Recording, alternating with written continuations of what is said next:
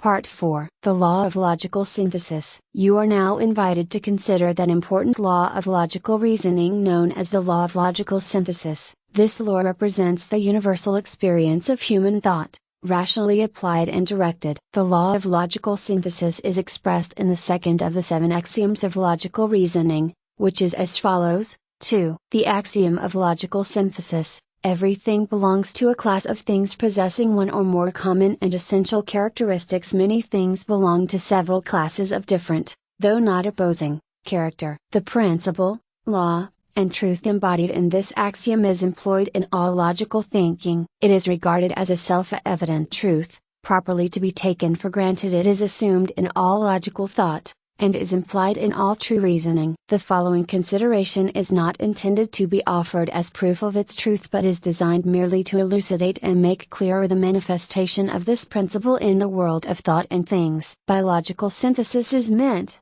the act of synthesizing, combining, putting together, or arranging systematically into classes or groups, 2 or more individual or particular things possessing common essential characteristics. By class is meant, a group of individual or particular things possessing common essential characteristics. The principle of classification, as employed in logical reasoning, is applied under 2 general methods, viz. 1. The method of practical classification, and 2. The method of logical synthesis. Practical classification consists of placing particular things, represented by their appropriate percepts, into loosely constructed classes depending upon the general resemblance discovered to exist between the respective characteristics of such things. This form of classification is employed merely for convenience of thought and expression. Logical synthesis consists of the processes whereby reason unites into a general idea or concept the several elements of a number of particular percepts bearing a very close resemblance to each other in the matter of their essential characteristics. This form of classification or synthesis has for its purpose the creation of an intelligent idea of a general class,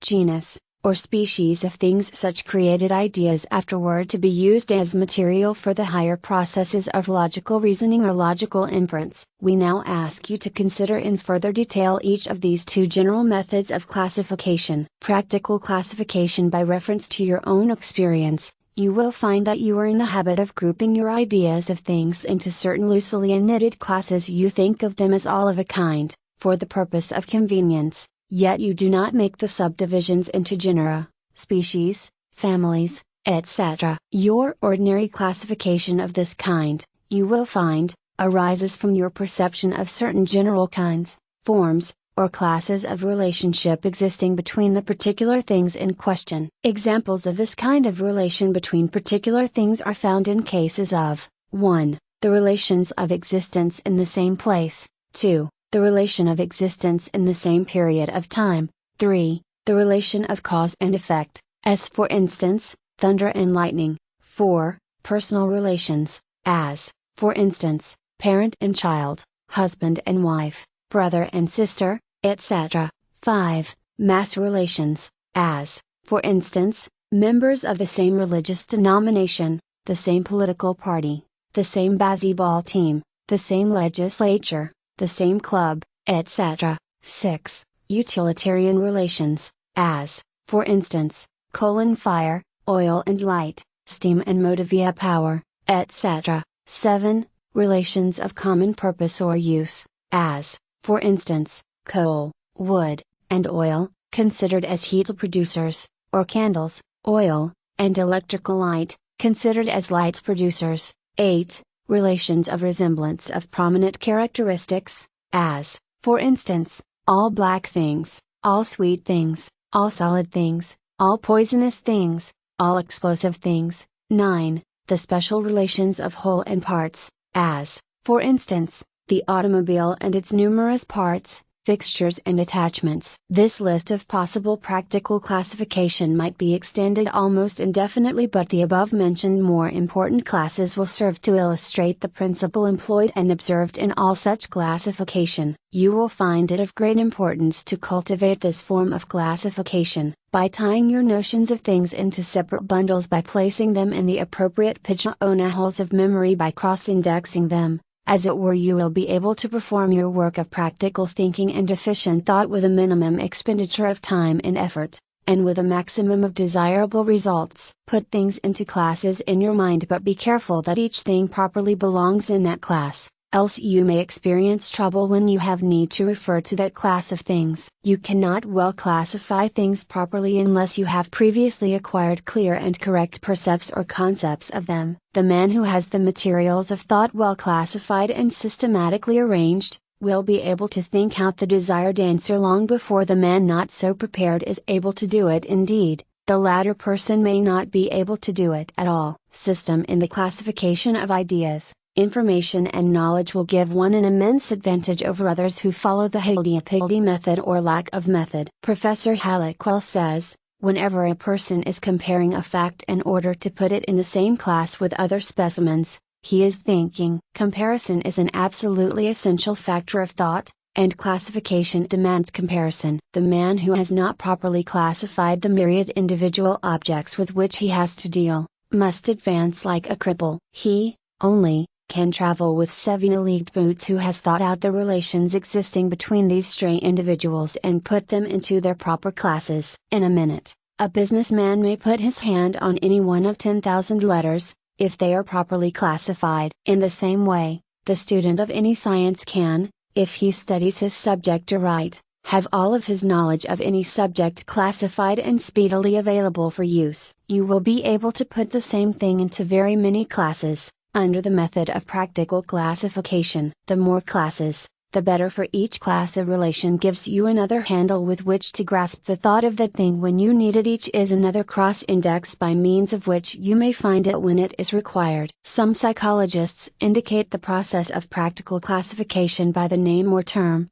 a perception, so as to distinguish it from the classification of logical synthesis known in logic as conception. The important mental process known as a perception is overlooked in most works dealing with the subject of formal logic. Indeed, this particular subject belongs rather to the field of practical logic. Professor Guardi says, perception is the most fundamental form of mental activity. It is that combining activity of the mind that brings order and harmony of related facts into the consciousness of relations. In the processes of constructive imagination, the factor of a perception, or the knowledge of practical relations, is a very important element. Practical logic is largely concerned with the discovery of the practical relations between things and the proper classifications of such relations. Unrelated knowledge is only half a knowledge. Be keen in your search for relations and be careful in your classification of them after they are discovered. Men advance by reason of their discovery of new relations in things and by properly classifying and indexing these in their minds. Hallowell says,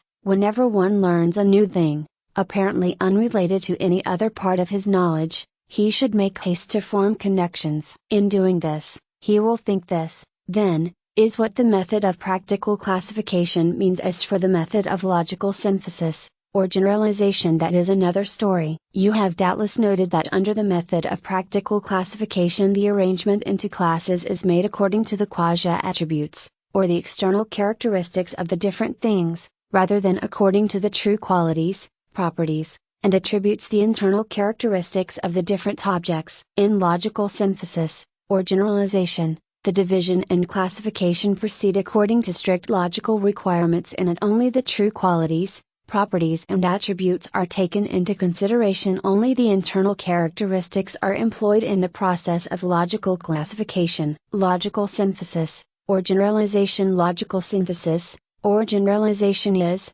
the act or process of bringing two or more particular percepts, agreeing in some important point or points of character, into a common or general class, under a common or general head, name or term, or to bring a particular fact, or series of facts, into a wider circle of similar facts, to which an appropriate term has been affixed. The general idea, class or conception thus produced is known as a concept. The concept, so produced, is the general idea or notion, or the idea or notion of a general class of things, which is composed, constituted and made up of a number of particular ideas of particular individual things possessing classic characteristics in common. The term applied to the concept becomes the class name. In logical synthesis, or generalization, the term class does not, as in practical classification, mean merely a crowd, collection, aggregation or assembled number of individuals not necessarily possessing essential internal characteristics. Instead,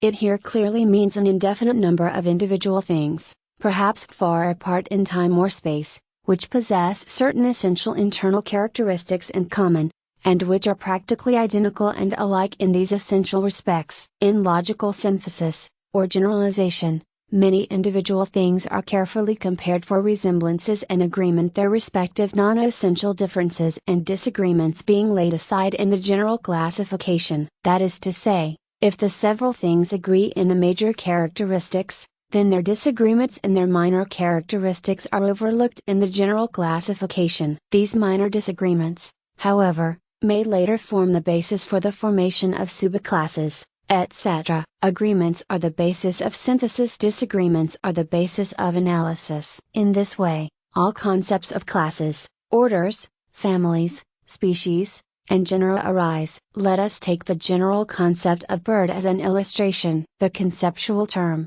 bird, is defined as any and every feathered, winged, warm-blooded, egg-laying, biped vertebrate, great or small, young or old. Here, then, are the essential common parts, elements and factors, qualities, properties and attributes, which each and every bird, and all birds, in normal condition, must possess in order to constitute them true birds, viz., 1. A vertebra, 2. Two legs, 3. Wings, 4. Warm blood, 5. Feathers, 6. Egg-laying functions in the female, 7. All in combination in the same animal. At the same time, bats and butterflies are not birds, though they have wings. Flying a fish and flying a squirrels are not birds, though they fly. Reptiles are not birds, though some of them lay eggs, and so on. All the essential characteristics must be present in the same animal. At the same time, the creatures just mentioned, while possessing some of these characteristics, lack others, and so cannot be birds. The concept of birds may be synthesized into the greater concept of vertebrates, and this, in turn, into the still greater concept of animals, and this, again, into the still more general concept of natural objects. Likewise, the concept of birds may be analyzed and separated into its various subclasses, families, species, subspecies, varieties, etc. As we have already said, synthesis proceeds according to resemblances, analysis proceeds according to differences. Note, it must not be overlooked that while the stricter and more precise forms of logical classification deal with concepts of classes composed of many individuals having only a few common characteristics, yet there are certain forms employed in logical reasoning in which a certain variation of this particular principle is manifested. These forms are as follows: 1. Class concepts in which many objects or individuals possess practically only one common essential characteristic, and 2. Class concepts in which are included merely one individual or object having one or more special characteristics. Examples of each are given in the following two paragraphs. A. The class concept may include many individuals having practically but one common essential characteristic, as, for instance, class concepts of white things, colored things, beautiful things, live things, dead things, in fact, any kind of things having but one essential quality necessary to admit them to the class. Any quality or condition may serve as the basis for such classification, and as the one essential quality or element of such concept. Thus, when we say, "This thing is sweet," we place it in the class of sweet things, the one essential attribute of such class being sweetness. B. The class concept may include only one individual or object having one or more special qualities, or conditions. For example, the Eiffel Tower, the Capitol at Washington,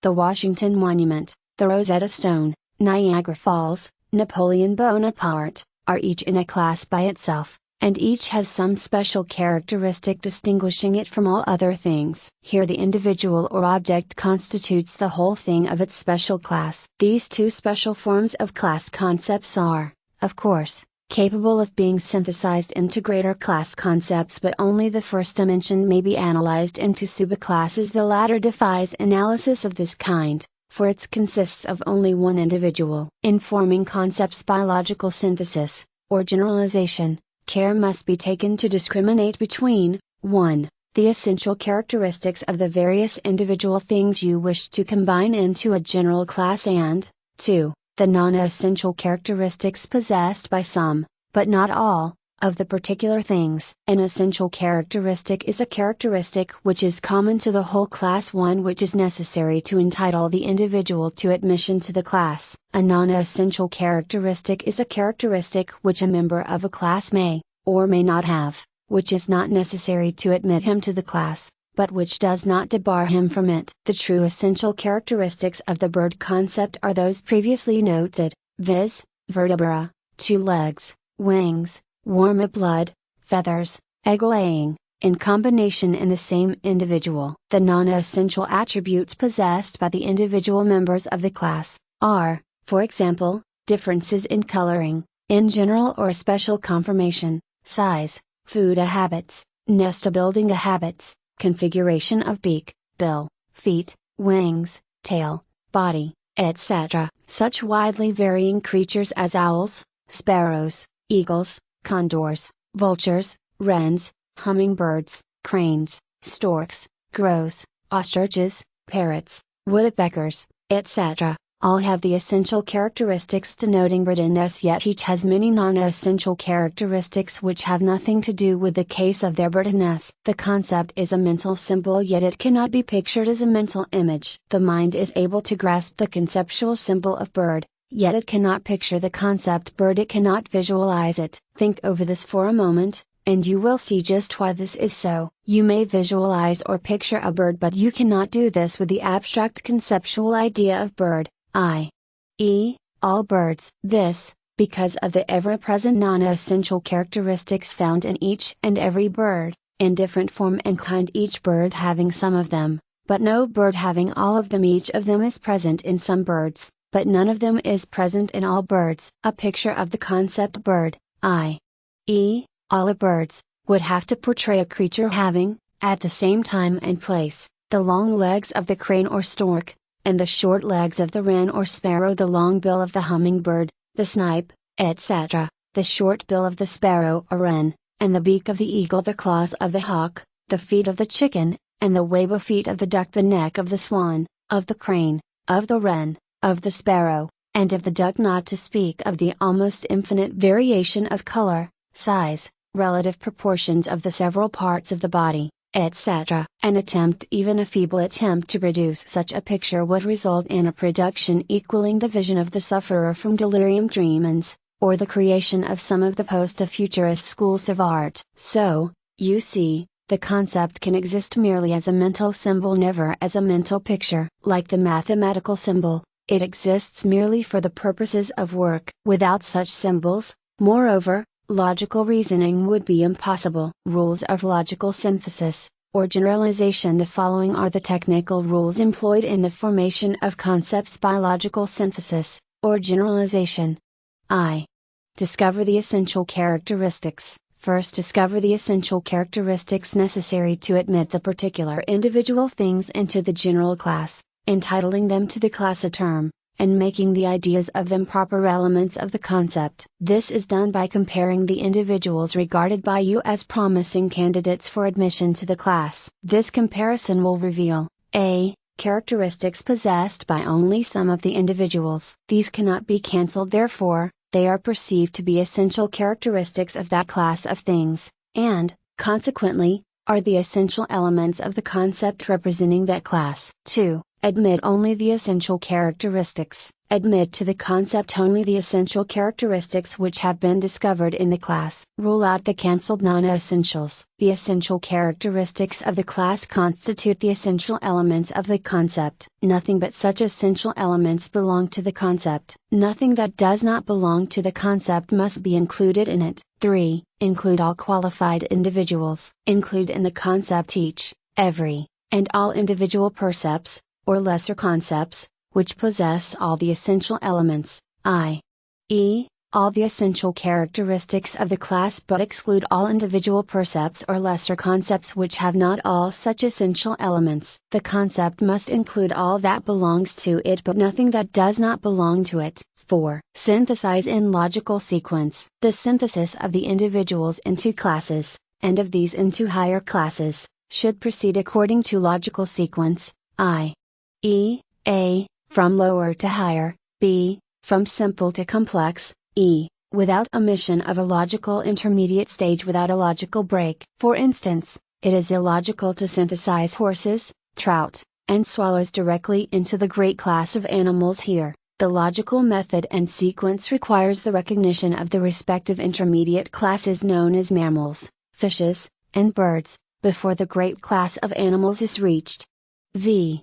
Synthesize in uniform order. The process of synthesis should proceed in uniform order, and according to the principle of classification adopted in beginning it. For instance, it is logical to classify individual men, either, A, according to race, as, for instance, into the subclasses known as Caucasians, Mongolians, American Indians, etc., or, B, according to religion, as, for instance, into the subclasses known as Christians, Buddhists, atheists, etc. But it is illogical to confuse and confound these two respective divisions of classification. We may logically group men into branches of a great religion, and these into divisions, and these into the whole great religious class itself. Likewise, we may logically group men into sub-races, these into minor races, these into major races, and these into the whole family of mankind. But it is illogical to classify men as follows: Caucasians, Buddhists, Mongolians, Christians, American Indians, atheists, etc. This, because such classification is contrary to nature, lacks rational order, and is confusing and misleading. This being so, it tends to fallacious reasoning when its faulty concepts are employed in induction or deduction. You will see this more clearly if you stop to consider that a Caucasian may be either a Christian, an atheist, or a Buddhist, but he cannot be either Caucasian or an American Indian. He must remain a Caucasian. Likewise, a Mongolian may be either a Buddhist, a Christian, or an atheist, but he cannot be a Caucasian. The validity of this rule arises from the fact that it agrees with the foregoing four other rules when it is violated. One or more of the other four rules, usually, all of them, are likewise violated. Note, we would call your attention here to this important principle involved in all concepts or logical classifications. The more general the class, the fewer are its essential elements or characteristics, and the larger the number of individuals included in it. Likewise, the less general the class, the more numerous are its essential elements or characteristics, and the fewer are the number of individuals included in it. Example: consider the following concepts in the light of the above statement, viz., bird, finch, sparrow, a particular member of the finch family; chippy, a particular member of the sparrow family; that particular chippy, a particular individual of the chippy family. Here you pass from the consideration of all birds, comprising countless individuals with but very few essential characteristics, by gradual stages down to the consideration of but one bird with a multitude of essential characteristics. Each individual, in a sense, is in a class by itself, inasmuch as no two individuals are precisely alike.